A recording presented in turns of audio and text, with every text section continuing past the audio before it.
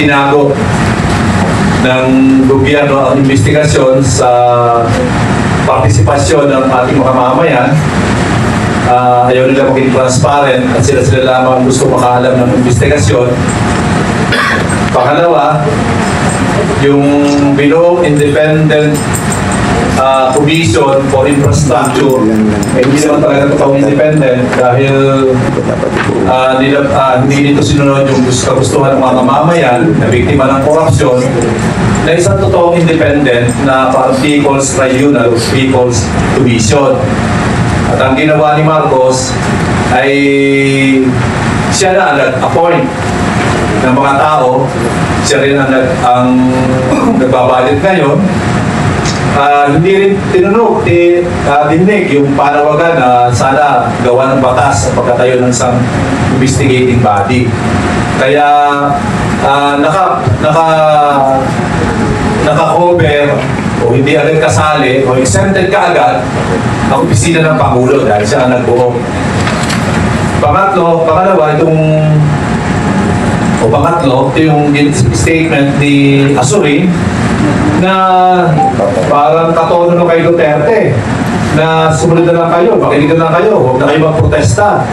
Hindi niya naisip, anong panahon hindi natin pinoprotesta tungkol sa budget, sa flood control, naganap ang ganito malaking mga nakawan. At dahil dyan, nandito kami para pahatid sa ipaalam sa publiko ang tindig ng bawat sektor, pagkakatawan nandito sa harapan, hinggil sa panawagan na dapat ay maging transparent ang investigasyon. Dapat isang totoong independent body na mag-imbestiga at dapat ituloy ng mga mamayan ang pagpuprotesta.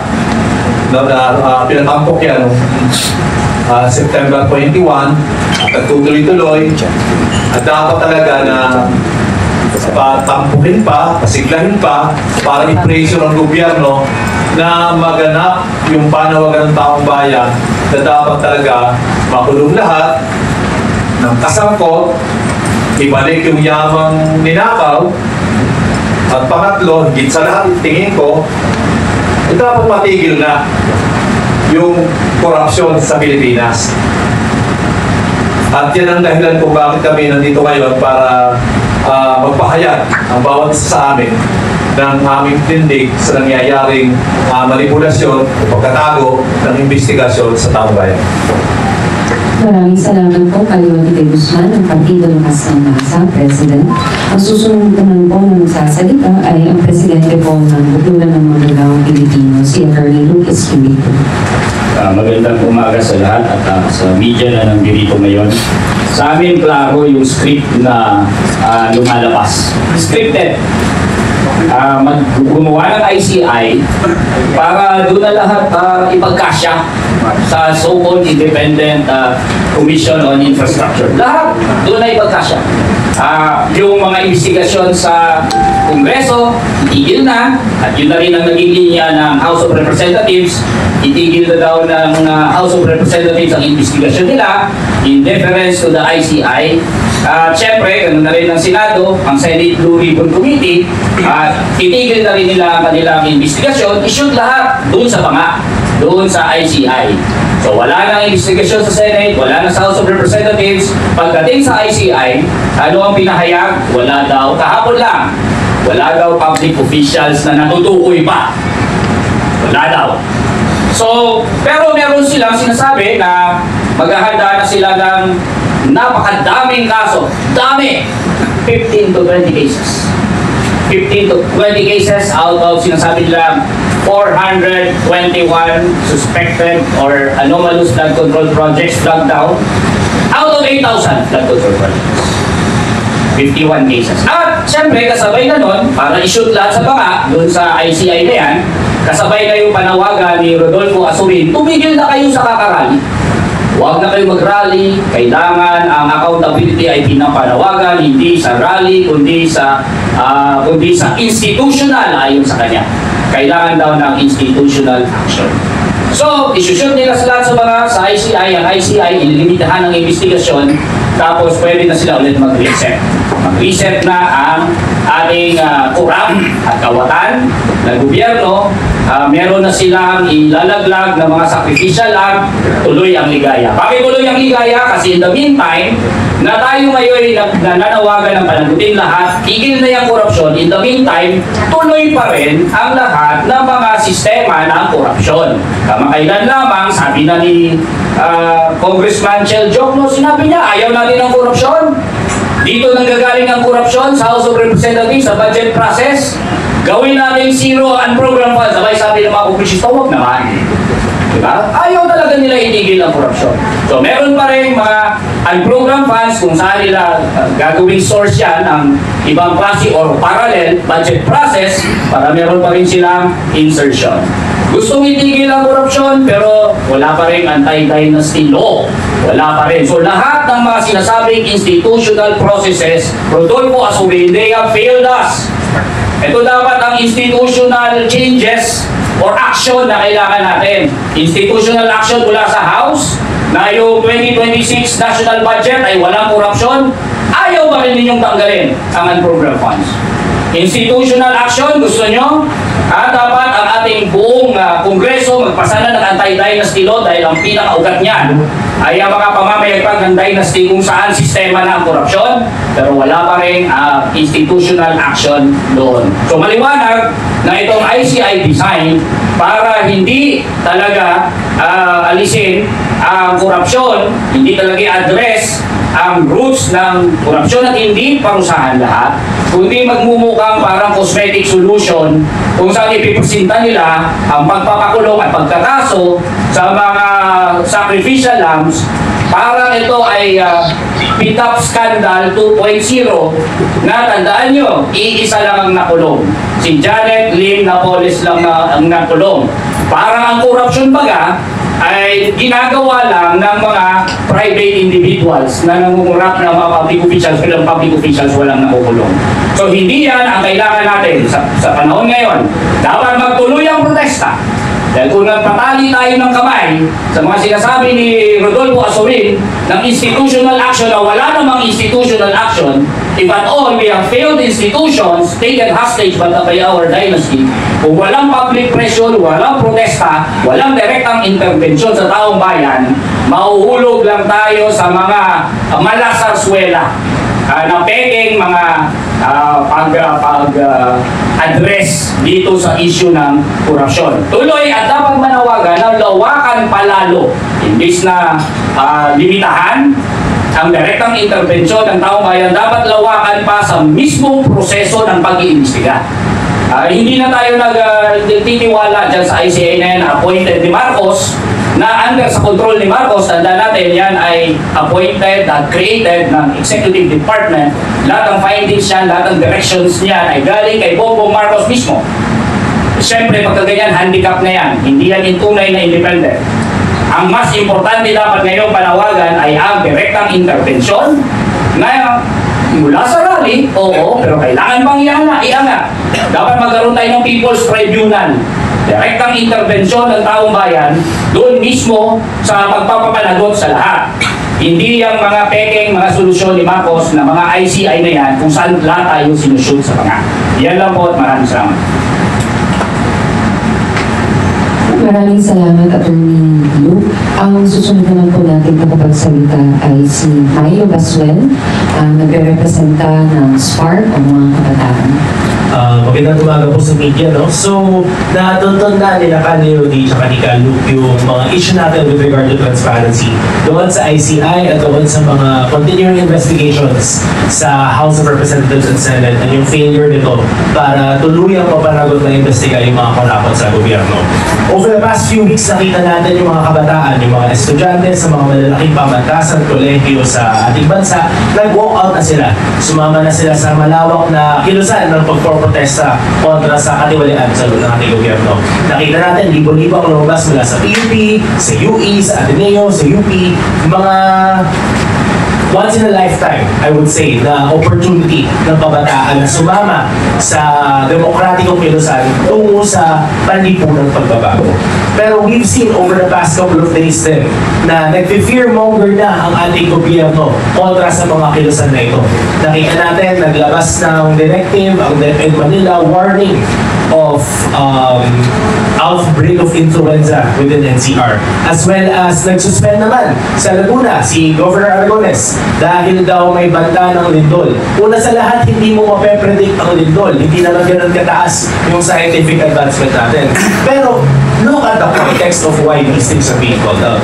Dahil lumalakas na ang tinig ng kabataan, lumalakas yung tinig nila na sumama sa malakihang kilusan. At syempre, kapag nakita ng gobyerno na nag-threaten na ang kanilang mga proseso dahil halata na sila mismo ang may gawa ng korupsyon sa loob ng gobyerno, they will do everything in their power to stop this kind of action.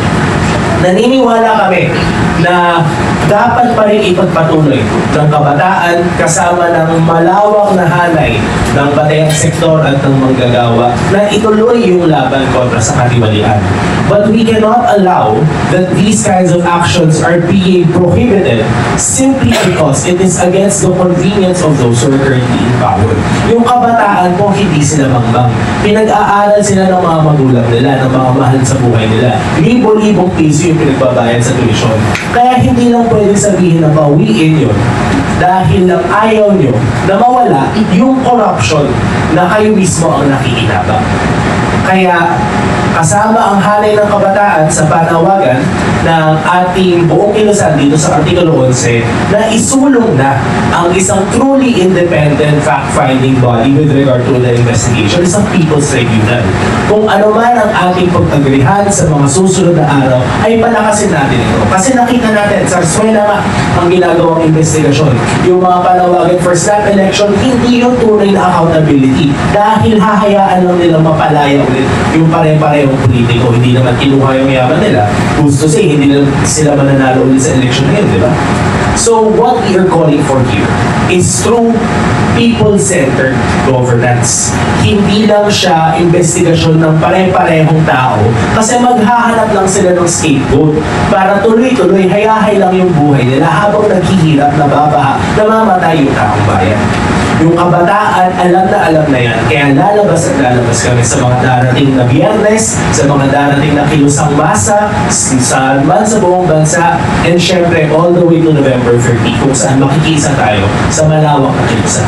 So we must defy the fear-mongering that is being done within and outside the government to stop our collective action, and we must move forward with the rest of the mass movement so that we can put a stop to corruption once and for all, as well as where corruption comes from, the rule of dynasties, the rule of elites, the rule of big business and capital, and the rule of exploitation that causes corruption to be as rampant in society in the first place. Maraming salamat. Thank you so much, Milo. Ang susunod po naman na magsasalita ng bibigyan ng kanilang pahirap ay si Pete Pinla from Workers Challenge. Magandang umaga po. Nasa sistema sa Pilipinas ang korupsyon. Si Presidente Marcos ba, sinoli niya na yung 203 billion na pinababalik sa kanya ng Supreme Court? Noong panahon ni Napoles, hinihigaan sa bata ang pera. Kaya lang galit na galit lahat ngayon at mainit na mainit ang ulo, kinakaskas sa mukha natin ang korupsyon ngayon dahil sa social media. Kitang-kita ng lahat. No? Habang yung ibang mamamayan, lalo namang gagawa, halos hindi makabili ng payong sa gitna ng unos ng bagyo, merong tauhan ng mga korap na bibili ng Rolls Royce para lang sa payong. Nakaka-insulto, mahapdi sa paningin ng mga manggagawa na kumakain ang mga anak ng korap na 759,000 isang kainan. Samantalang ang manggagawa, sinasabihan ng gobyerno, yung 21 pesos, buhay ka na dapat doon sa isang meal. Mahapdi sa mata. Kaya ngayon galit na ang lahat. Pag manggagawa ang nagkamali, sa isang malaking airlines, nagnakaw ng tornilyo, tinanggal sa trabaho manggagawa, nasira ang buhay niya, pati ang kanyang pamilya. Sa ibang malalaking kumpanya, halagang libo, natatanggal sa trabaho, yung iba kinakasuwang pa sa labas upang makulong. Dito, anong sagot ng gobyerno? Investigasyon. Investigasyon ng nag-iimbestigang walang kapangyarihan. ni hindi niya kayang magpa-contempt kay Saldico kung hindi pupunta sa investigasyon. Kaya anong pinapakita nito? Pakitang tao lang ito mga kapatid. Pampahupa lang. Tubig sa nag-aapoy na galit ng mamamayan. Hindi tayo dapat magpadala dyan. Dapat maintindihan natin to. Ang panawagan natin dito, managot. Pero para makaabot doon, kailangan ipaiiraling sistema sa pagpapanagot ay tunay na demokratiko. Ang mga magdidesisyon mula sa mamamayan, hindi mula doon sa uri ng mga pinaparusahan. Gugustuhin mo ba yung kauri mo, sasaktan mo? Gugustuhin mo mabago yung sistema kung saan ang sarap-sarap ng buhay mo? Tanggalin lahat yan. Palitan ng mga representante ng mga manggagawa ang mag-iimbestigasyon at magdidesisyon. Iahapag sa tao ang desisyon na yan at ang tao ang magsasabi kung anong parusa.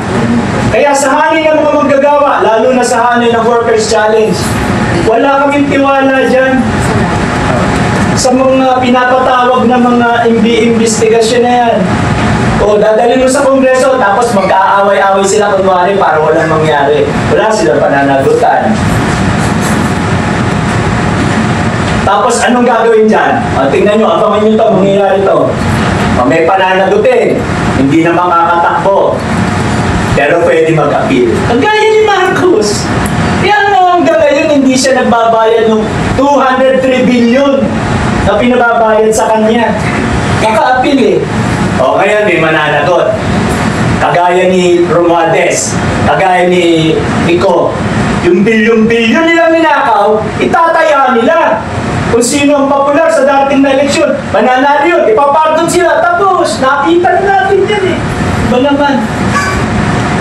Kaya nananawagan kami sa mamamayan, matuto tayo.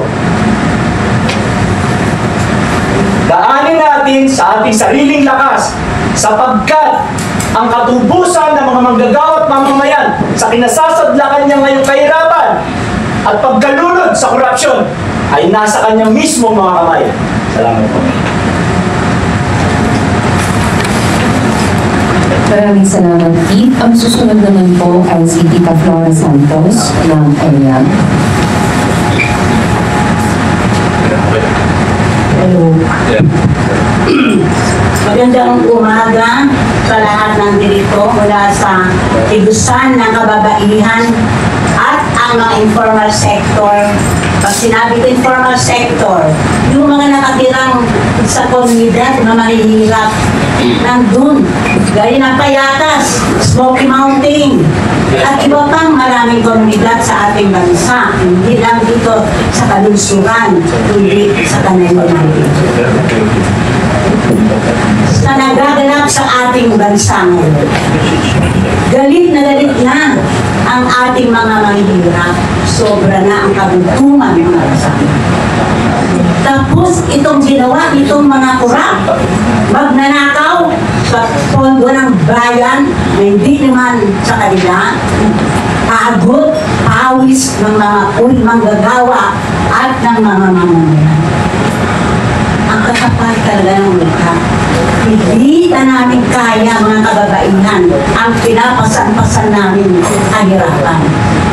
Kahirapan sa iba't ibang krisis, ekonomiya, kalusugan, kalikasan, at iba pa. Dagdag pa itong pagbawas na ating pondo. Kaya ang tanong ko, nasaan ang pondo para sa pagkain? Marami nagugutom. Nasaan ang pondo para sa pagbigo ng serbisyo sa mamamayan? Kaya marami ngayon nag-iinda. Tumataas pa ang kuryente, tumataas pa ang bayad sa tubig. At ang pabahay, maaatin ba natin marami natutulog? Nananawagan ako dyan sa mga magnanakaw na yan. Lahat kayong mga kurap, masakit, titignan pag pumunta ako sa komunidad, natutulog sa tabi ng daan, sa tabi ng creek, konting ulan lang, baha sa sa kalagawan ninyo na ninakaw nyo ang pondo ng bayan para sa kapangkunwad ng ating mga. Kaya kami sa Kinsan ng Kababaihan at ng informal sector, patuloy kaming sumasama sa pagkilos anumang forma ang gagawin natin. Handa po kami. Kaya lahat sana ng sektor, magsama-sama tayo, patuloy na magprotesta sa iba't ibang forma na kaya natin. At ang panawagan po namin, tama na ang mga bola-bola na ginagawa sa Senate, ginagawa sa Congress, ginagawa sa Malacanang, at ng lahat ng ahensya ng gobyerno, mula itaas hanggang sa lokal. Marami po, hindi lang sa flood control, marami, kami naniwala ko maraming corruption na nagaganap. Kaya tawag ko dyan, sistema, problema natin. Sistema sa ating lipunan ang problema. Hindi lang ang corruption. Kaya nanawagan kami na sana panagutin, ikulong, at tuldukan na itong corruption na issue na ito. Para naman, itayo dapat natin, nananawagan ako sa lahat ng organisasyon, itayo na natin ang mamamayan, ang gobyerno ng mamamayan. Kasi sila eh. Lipat lang lipat, palit-palit lang ang mukha. They're the same. Diba, look mo, sobra na ang pakiramdam ko, totoo lang. Nakakaiyak. Nakakaiyak. Kaya, sana tayo natin yung gobyerno ng mamamayan. Kung ano man itawag natin dyan. Ngayon narinig akong transitional government, whatever, na ang gusto natin, ang mamamayan ang magdesisyon, ang mamamayan ang mag-participate, ang mamamayan ang maglagay ng namumuno sa ating bayan. Yun lang po, mabuhay tayo lahat. Maraming salamat. Salamat, Tita Flor. Ang susunod naman po ay sasalita ay si Ernie Arellano ng LAWI or Lawyers for Workers' Interest.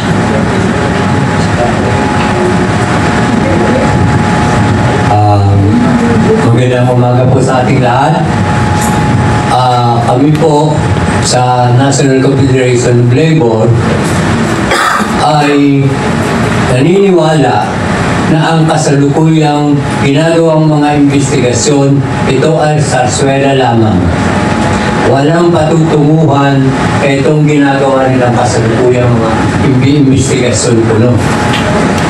Alam na natin na ito ay scripted na. Alam na natin ang patutunguhan yan. Ang patutunguhan lang yan ay ilihis ang mga pangyayari at ang makukulong kung meron man ay yung mga sacrifice lang nila. Halimbawa, kung meron mang makukulong, sigurado ko, yung mga kontraktor lang. Kontraktor ay nangontrata lang. Saan ba galing ang pondo? Diba sa gobyerno? Nandun sa mga senador, congressman, pero malabo na makukulong sa mga investigasyon na to ang mga promotor ng malawakang korupsyon sapagkat ang gobyernong ito ay gobyerno ng mga kapitalista na kung saan nakaugat ang korupsyon. Hindi matitigil ang korupsyon kung mananatili ang mga political dynasty sa ating gobyerno. Ang ugat ng korupsyon ay dulot ng mga political dynasty. Kaya kung aasa tayo doon sa gagawing investigasyon, magaganap ang mga investigasyon,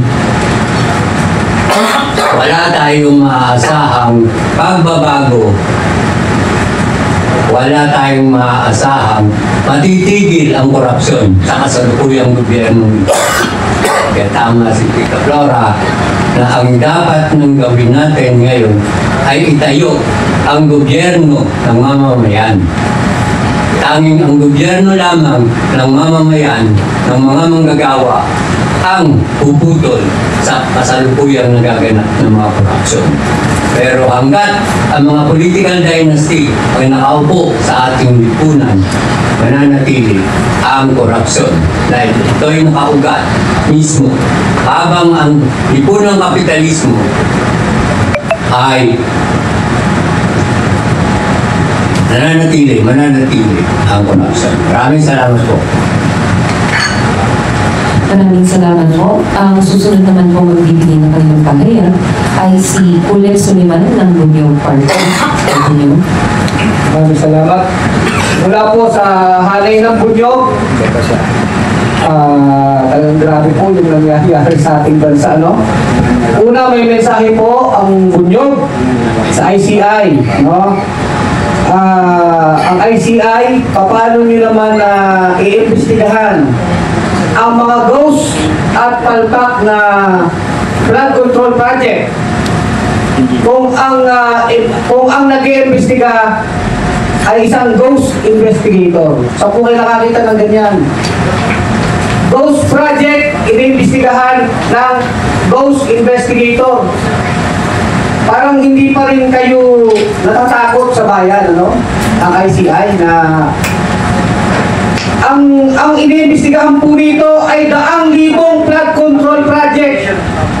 Ayon mismo sa datos from 2016 to 2025, 100,000 po ng flood control project. At tama si Atty. Luke, ipagmamalaki nyo, nakakasuhan nyo, 15 na kaso lang po ang iain nila.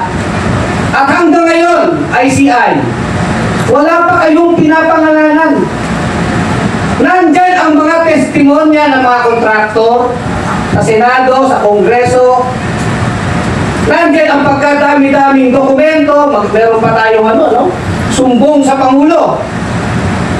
Baka tumbong ng Pangulo. Ang daming nagsumbong, pero ang ICI pinagmamalaki ninyo, 15 lang ang kaso, 100,000 flood control project na ang pinag-uusapan pong halaga dito ay trilyong piso.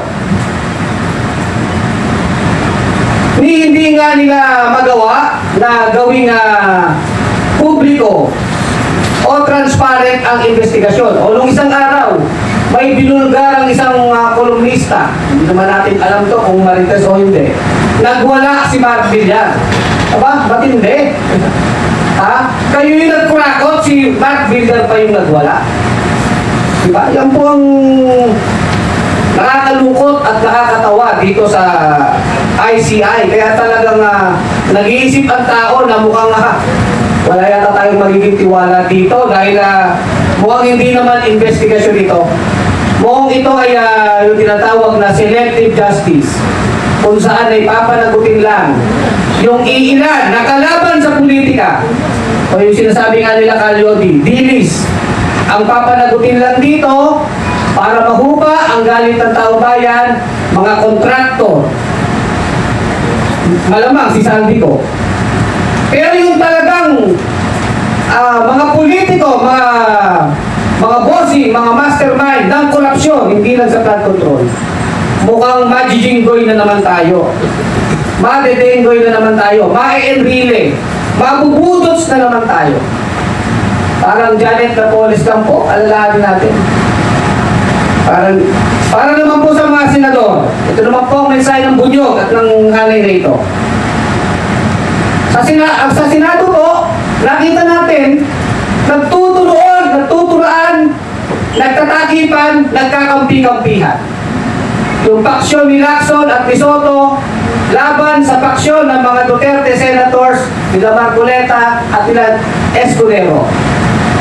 Kaya nagtataka tayo, kitang-kita, dinig na dinig ng buong bayan, 600 million ang hinugot ng DPWH na inarbor ni Joel Villanueva. At ngayon si Alan Cayetano, niloloko na naman ang tao, nananawagan po ng snap election at mag-resign na daw lahat ng mga mambabatas hanggang Malacanang. Sabi ni Alan, na tagapagtanggol iskandalo ni Duterte na meron din nasabit sa korupsyon sa Caldero na 50 million. Kaya hamon nga sa kanya, bakit hindi ka maunaalan na mag-design? So nakita natin sa Senado, walang pag-asa eh. Pagdating sa Kongreso, para mahupa na naman ang galing ng taong bayan, nagpalit ng speaker. Para daw magsakripisyo si Martin Romualdez, bumaba na daw sa pwesto. Kami pa yata ang ano? Kami pa yata, tayo pa yata na ninakawan ang may utang na loob kay Martin Romualdez. Wala tayong utang na loob kay Martin Romualdez. Hindi sakripisyo ang ginawa ni Romualdez. Magtatago na yan.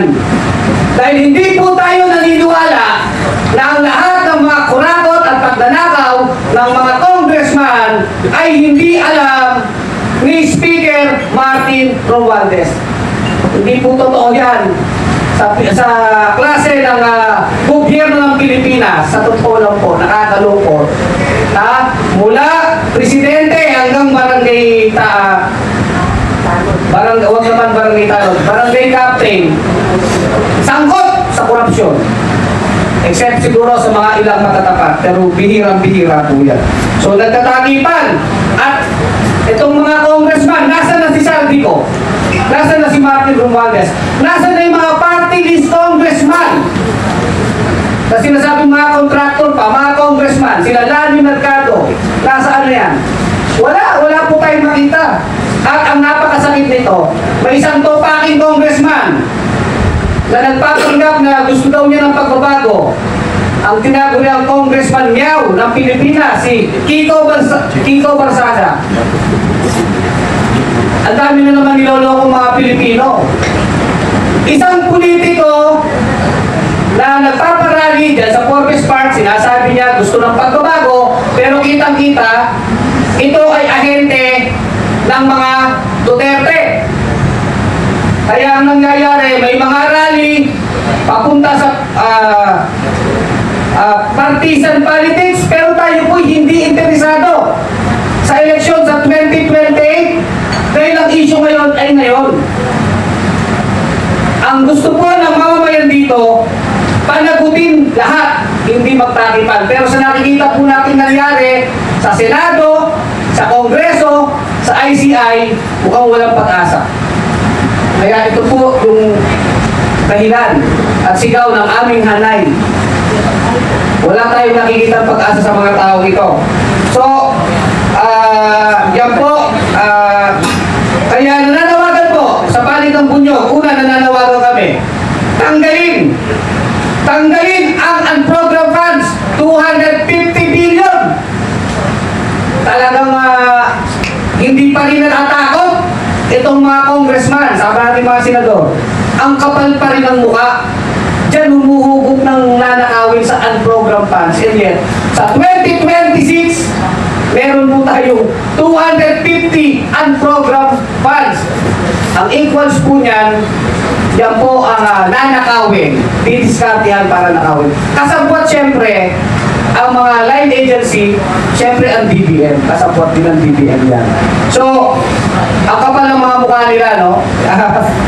Hindi pa rin sila natatakot sa taong bayan. Hinahamon talaga tayo nito mga congressman na to. At aasahan natin, yung 6.7 trillion na yan, pipirmahan na naman ni Marcos.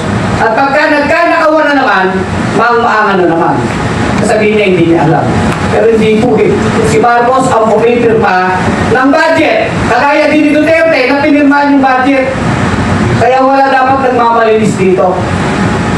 So yan po. So sa panawagan ng aming hanay at ng Bunyog, ituloy natin ang ating protesta sa pinakamataas na level. Hanggang maitaob po natin ang bulok na sistema. Maraming salamat po. Alright, maraming salamat, Alex. Susunod naman po ay si Egay Kabalitan ng Philippine Alliance for Human Rights.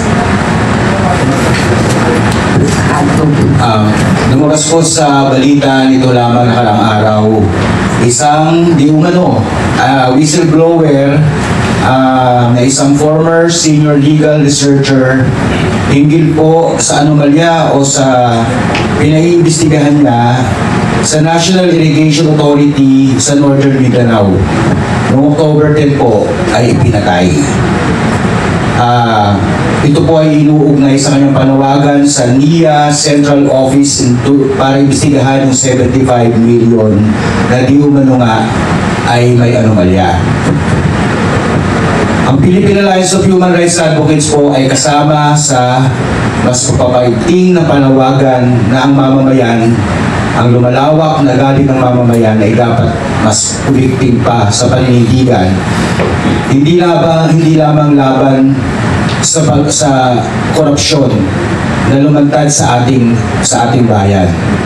Nais natin ipaniwagan na ito ay isang karapatang pantao. Ito po ay karapatan ng lahat at dapat tayong kumilos.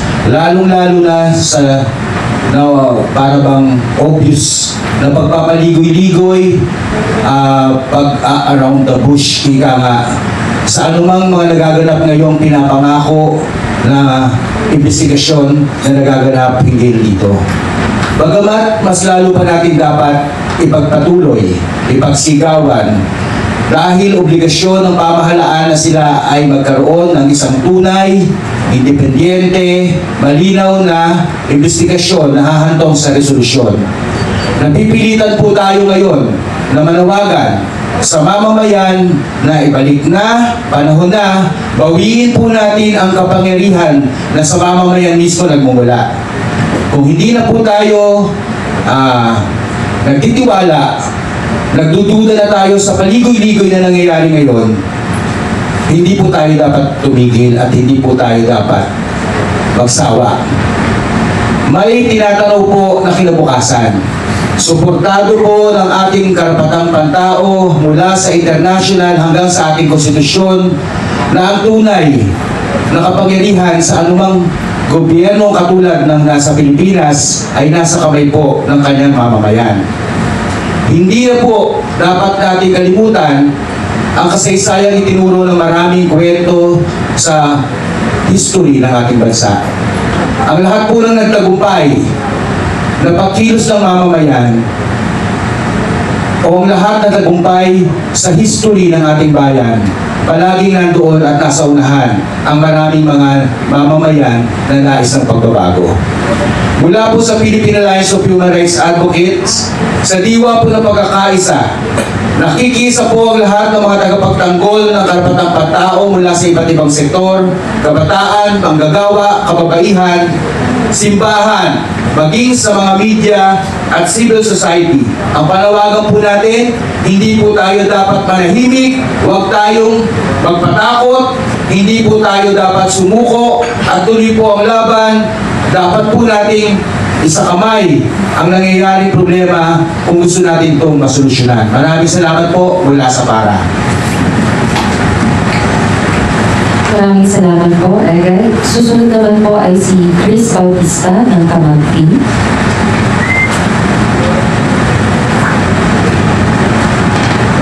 Magandang umaga po sa mga kasamang nandito.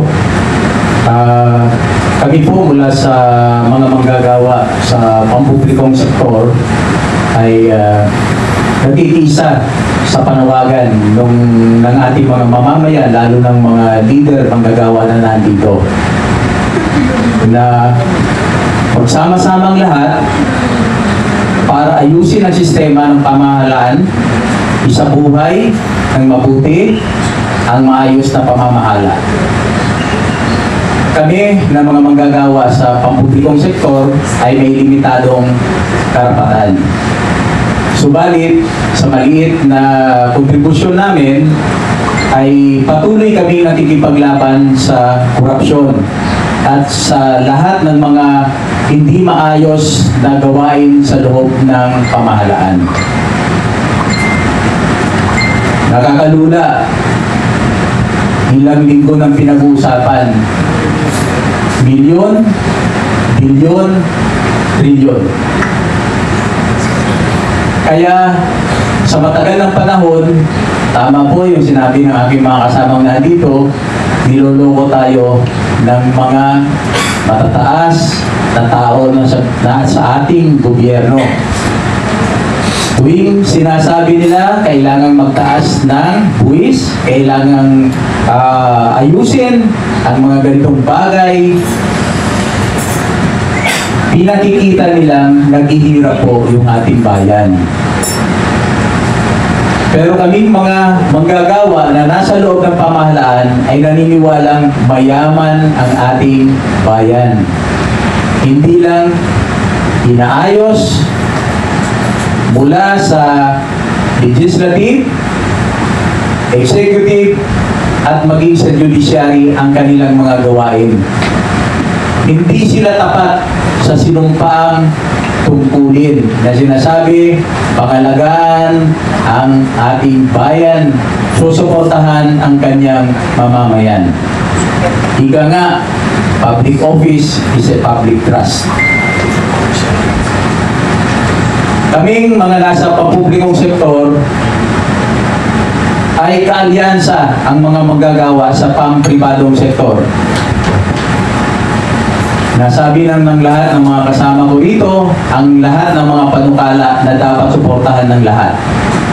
Kami naman ay meron din kasunod na panukala na ito ay ugat ng lahat.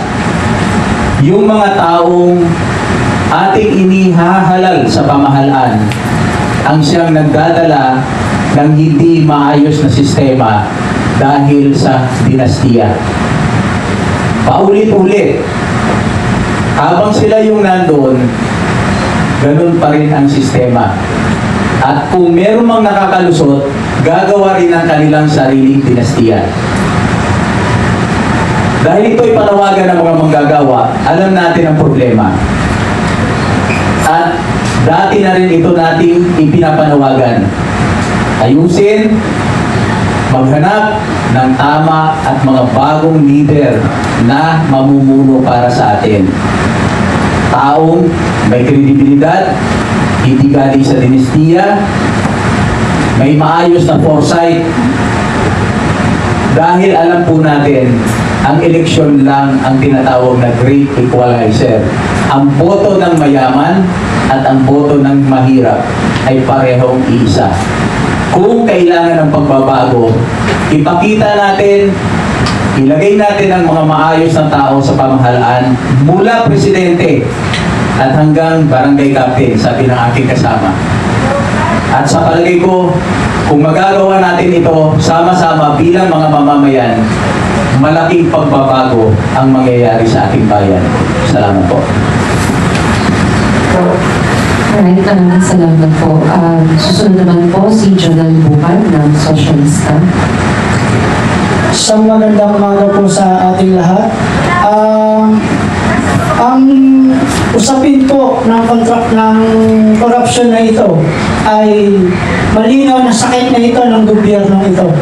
Kahit ng mga nagdaang administrasyon at pamahalaan, usapin, malawak ang korupsyon ng usapin. Kaya naniniwala ang sosyalista na itong korupsyon na ito ay hindi kailanman